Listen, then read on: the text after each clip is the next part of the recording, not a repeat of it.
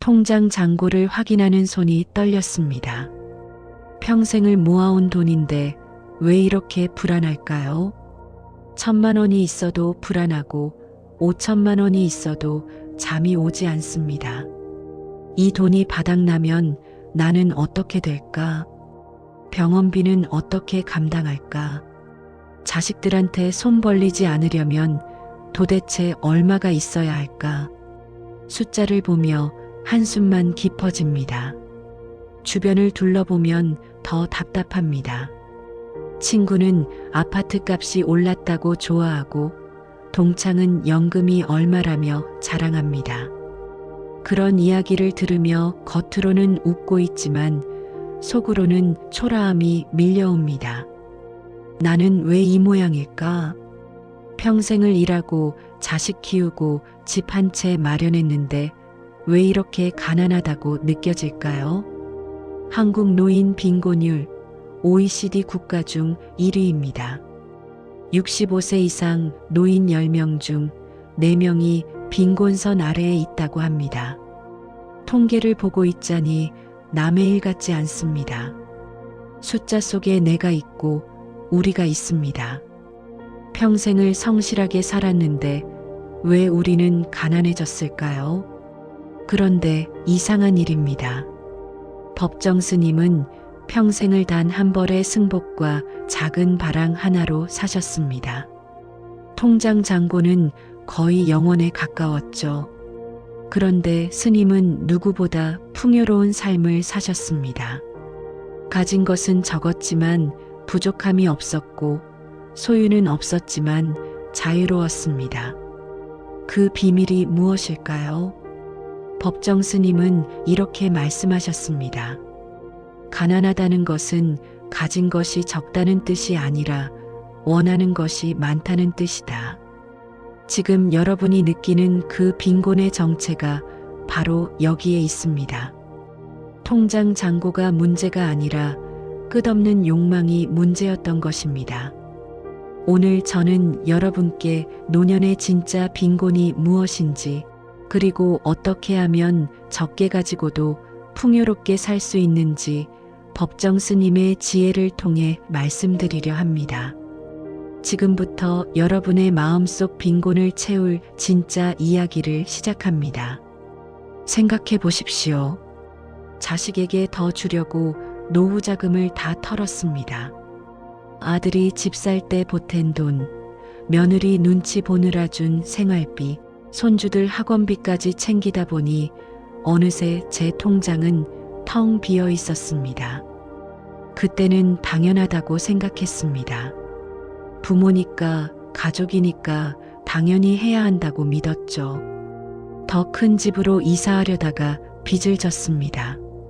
남들 다 사는데 우리만 작은 집에 살 수 없다는 생각에 무리해서 대출을 받았습니다. 넓은 거실, 방 하나 더, 주차장까지 있는 아파트. 그걸 위해 빚을 졌고 이자를 갚느라 노후 준비는 뒷전이 되었습니다. 남들 다 하는 투자에 끼어들었다가 손해를 봤습니다. 친구가 부동산으로 돈 벌었다더라, 주식으로 대박 났다더라 하는 소리에 귀가 솔깃했습니다. 늦었지만 나도 한번 해보자 싶어 있는 돈 없는 돈 다 넣었다가 반토막이 났습니다. 돌아온 건 후회뿐이었습니다. 법정 스님은 이렇게 말씀하셨습니다. 비우지 못해서 가난하다. 채우려고만 해서 가난하다. 우리는 평생을 채우려고 애썼습니다. 더 큰 집, 더 많은 돈, 더 좋은 것들을 원했습니다. 채우면 행복할 줄 알았는데 채울수록 더 불안했습니다. 왜 그랬을까요? 손에 꽉 쥐고 있으면 새로운 것을 받을 수 없습니다. 두 손 가득 짐을 들고 있으면 누가 선물을 주려 해도 받을 수가 없습니다. 우리는 놓지 못했습니다. 자식에 대한 집착, 재산에 대한 불안, 체면에 대한 두려움을 내려놓지 못하고 평생을 짊어지고 살았습니다. 영국 케임브리지 대학 연구팀이 노인 1000명을 대상으로 조사한 결과가 있습니다. 자녀에게 경제적, 시간적 지원을 많이 한 부모일수록 오히려 외로움을 더 많이 느꼈습니다. 이유는 간단했습니다. 도움을 많이 줄수록 기대도 커졌고 그 기대가 충족되지 않을 때 실망도 컸기 때문입니다. 많이 주면 감사할 줄 알았습니다.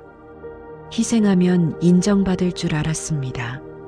하지만 현실은 달랐습니다. 많이 줄수록 당연하게 받았고 그 당연함 속에서 고마움은 사라졌습니다.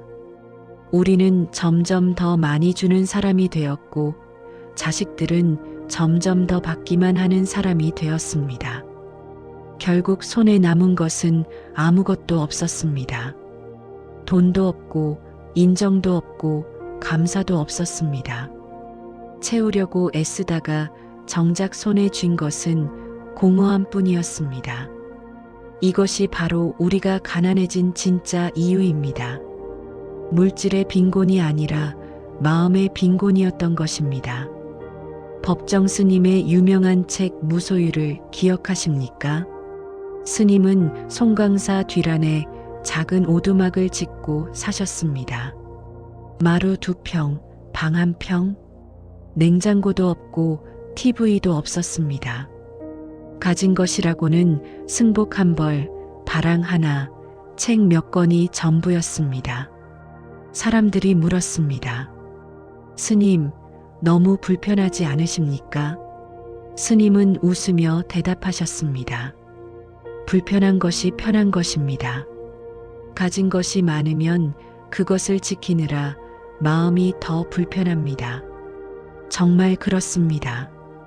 우리는 가진 것을 지키느라 평생을 불안해합니다.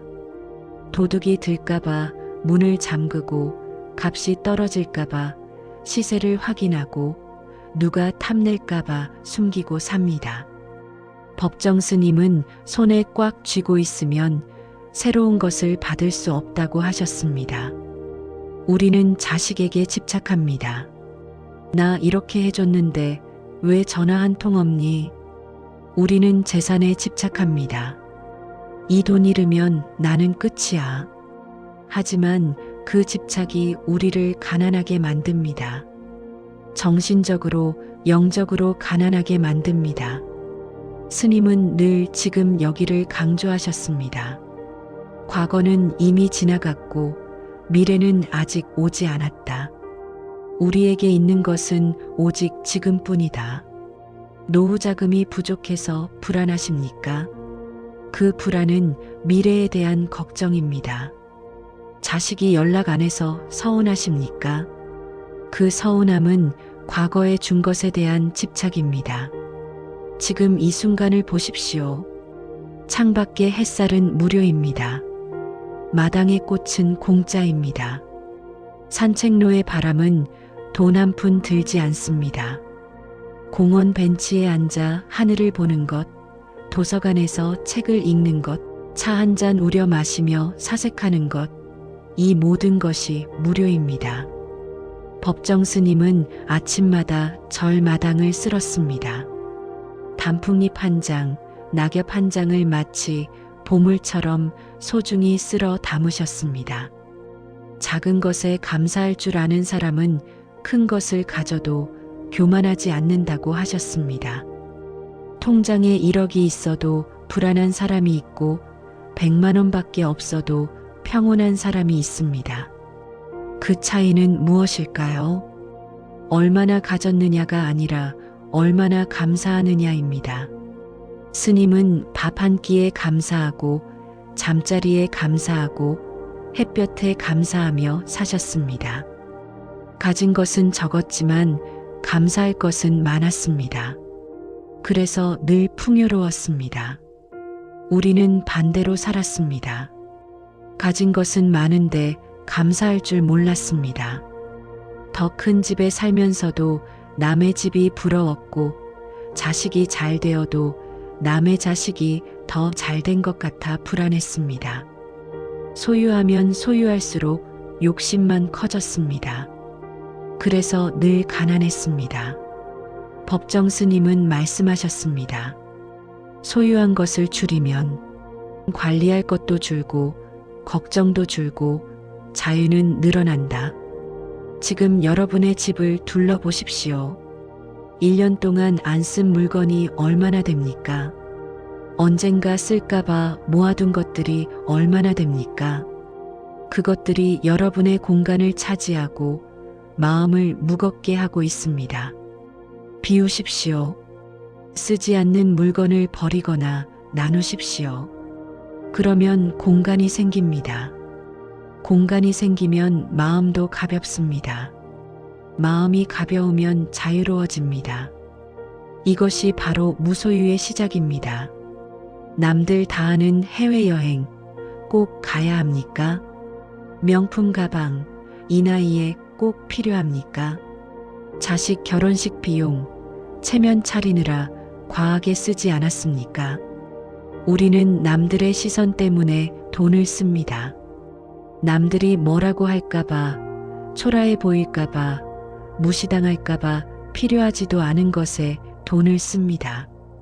법정 스님은 단 한 벌의 승복으로 평생을 사셨습니다. 누가 뭐라고 하든 신경 쓰지 않으셨습니다. 왜냐하면 스님의 가치는 옷에 있지 않았기 때문입니다. 옷이 아무리 낡아도 스님의 지혜는 빛났고 가진 것이 아무리 적어도 스님의 마음은 풍요로웠습니다. 욕망을 비우는 순간 우리에게 필요한 돈은 생각보다 적습니다. 밥 먹고 잠자고 건강 챙기는 데 드는 돈은 그리 많지 않습니다. 나머지는 대부분 욕심입니다. 남들과 비교하는 마음, 체면을 차리려는 마음, 인정받고 싶은 마음에서 나오는 욕심입니다. 독일의 한 심리학 연구팀이 60대 이상의 시니어를 대상으로 조사한 결과가 있습니다. 감정 거리 조절 능력이 높은 사람들은 그렇지 않은 사람들에 비해 심리적 안정감이 40% 이상 높았고 우울증 발생률은 절반 이하로 낮았습니다. 반대로 모든 관계를 뜨겁게 유지하려 애쓰는 사람들은 정서적, 고갈 상태에 빠져 신체 건강까지 악화되는 양상을 보였습니다. 여기서 말하는 감정 거리 조절 능력이 바로 욕망을 비우는 능력입니다. 자식에게 매달리지 않고 재산에 집착하지 않고 남의 시선을 의식하지 않는 능력입니다. 적당히 비워야 합니다. 집착을 비워야 편안합니다. 법정 스님은 가진 것이 많은 사람이 부자가 아니라 필요한 것이 적은 사람이 부자라고 하셨습니다. 지금 여러분에게 필요한 것이 무엇입니까? 정말로 필요한 것과 그저 원하는 것을 구분해 보십시오. 대부분은 필요한 것이 아니라 원하는 것입니다. 필요한 것은 적습니다. 건강한 몸, 따뜻한 잠자리, 하루 세 끼, 이것만 있으면 살 수 있습니다. 나머지는 욕심입니다. 더 좋은 것, 더 많은 것, 더 비싼 것을 원하는 마음은 끝이 없습니다. 그 욕심을 채우려다 우리는 가난해졌습니다. 욕망을 비우십시오. 남들 다 한다고 해서 따라하지 마십시오. 남들이 뭐라고 해도 신경 쓰지 마십시오. 여러분에게 필요한 것만 챙기고 나머지는 내려놓으십시오. 그러면 여러분은 이미 부자입니다. 비웠으면 이제 채워야 합니다. 무엇으로 채울까요? 법정 스님은 이렇게 사셨습니다. 새벽 4시에 일어나 예불을 드리고 경전을 읽고 차 한 잔 우려 마시며 사색하고 산책하며 자연을 관찰하고 글을 쓰고 방문객과 대화를 나누셨습니다. 돈 한 푼 안 드는 하루였지만 가장 풍요로운 하루였습니다. 스님의 하루는 소유가 아니라 경험으로 채워졌습니다. 책을 읽는 경험, 사색하는 경험, 자연과 만나는 경험, 사람과 나누는 경험, 이런 경험들이 스님의 마음을 채웠고 그 마음이 곧 풍요였습니다. 여러분도 할 수 있습니다. 아침 일찍 일어나 산책을 하십시오. 공원을 걸으며 새소리를 들으십시오. 나무를 보고 꽃을 보고 하늘을 보십시오. 돈 한 푼 안 듭니다. 도서관에 가서 책을 읽으십시오. 평생 읽고 싶었던 책, 궁금했던 주제, 관심 있는 분야를 공부하십시오. 무료입니다. 복지관에서 취미를 배우십시오. 그림, 서예, 악기, 운동, 배우고 싶었던 것을 배우십시오. 저렴합니다. 일기를 쓰십시오. 오늘 본 것, 느낀 것, 감사한 것을 적으십시오. 공짜입니다. 명상을 하십시오. 조용히 앉아 호흡을 관찰하십시오. 마음을 비우고 지금 이 순간에 집중하십시오. 무료입니다. 이 모든 것이 무료이거나 아주 저렴합니다. 그런데 우리는 왜 이런 것들을 하지 않았을까요? 돈이 없어서가 아니라 마음이 바빴기 때문입니다. 자식 걱정, 돈 걱정, 남의 시선 걱정으로 마음이 가득 차서 정작 나를 위한 시간이 없었습니다. 이제는 나를 위한 시간을 만드십시오. 하루 1시간만이라도 온전히 나를 위해 쓰십시오. 그 1시간이 쌓이면 일주일이 되고 한 달이 되고 1년이 됩니다. 그렇게 쌓인 시간들이 여러분의 노년을 풍요롭게 만들 것입니다. 법정 스님은 내면의 자산이 넉넉한 사람은 외부에서 많은 것을 요구하지 않는다고 하셨습니다. 내 안에 할 것이 많으면 밖에서 자극을 찾지 않아도 됩니다. 내 안에 기쁨이 있으면 남에게 즐거움을 구걸하지 않아도 됩니다. 지금부터 여러분의 내면을 채우십시오. 책으로, 사색으로, 자연으로, 취미로 채우십시오. 그러면 외로움이 사라집니다. 통장 잔고가 적어도 불안하지 않습니다. 왜냐하면 여러분의 진짜 재산은 은행이 아니라 여러분의 마음속에 있기 때문입니다. 법정 스님은 인연이 닿으면 보내주는 것도 사랑이라고 하셨습니다. 우리는 자식에게 매달립니다. 전화 안 하면 서운해하고 찾아오지 않으면 섭섭해합니다. 그 집착이 관계를 망칩니다. 자식도 부담스럽고 우리도 외롭습니다. 독일 연구에서 봤듯이 감정 거리 조절이 중요합니다. 자식은 자식의 삶이 있습니다. 바쁩니다. 자기 일, 자기 가족 챙기기도 벅찹니다. 우리가 기대하는 만큼 연락하지 못합니다. 그것이 현실입니다. 그 현실을 받아들이십시오. 자식에게 베풀었으면 잊으십시오. 기대하지 마십시오. 그냥 내 마음이 하고 싶어서 한 것이라고 생각하십시오. 대가를 바라는 순간 그것은 거래가 됩니다. 사랑이 아니라 거래가 되는 순간 관계는 무너집니다. 적당히 비워야 합니다. 집착을 비우고 기대를 비우고 원망을 비우십시오. 그러면 편안합니다. 자식이 연락하면 반갑고 안 해도 괜찮습니다. 찾아오면 기쁘고 안 와도 서운하지 않습니다. 왜냐하면 여러분의 행복이 자식에게 달려있지 않기 때문입니다. 쇼펜하우어는 고슴도치의 딜레마를 말했습니다. 추운 겨울날 고슴도치들은 얼어 죽지 않으려고 서로에게 바짝 다가갔습니다. 하지만 가까이 가면 갈수록 서로의 날카로운 가시에 찔려 피가 났습니다. 아파서 떨어지면 다시 춥고 추워서 붙으면 다시 아팠습니다. 고슴도치들은 이 과정을 수없이 반복한 끝에 서로의 온기는 느끼되 가시에 찔리지 않는 적당한 거리를 발견했습니다. 가족 관계도 이와 똑같습니다. 너무 가까우면 서로 다치고 너무 멀면 외롭습니다. 적당한 거리가 필요합니다. 그 거리를 찾으십시오.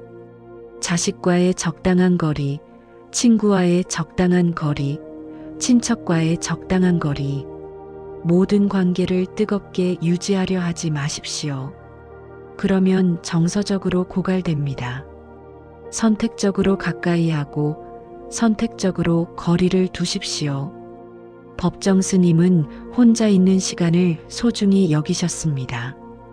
고독이 외로움이 아니라 자유라고 하셨습니다. 혼자 있을 때 비로소 나와 만날 수 있고 나를 알 수 있고 나를 사랑할 수 있다고 하셨습니다. 여러분도 혼자 있는 시간을 두려워하지 마십시오. 혼자 있다고 외로운 것이 아닙니다. 혼자 있어도 내 안이 풍요로우면 외롭지 않습니다.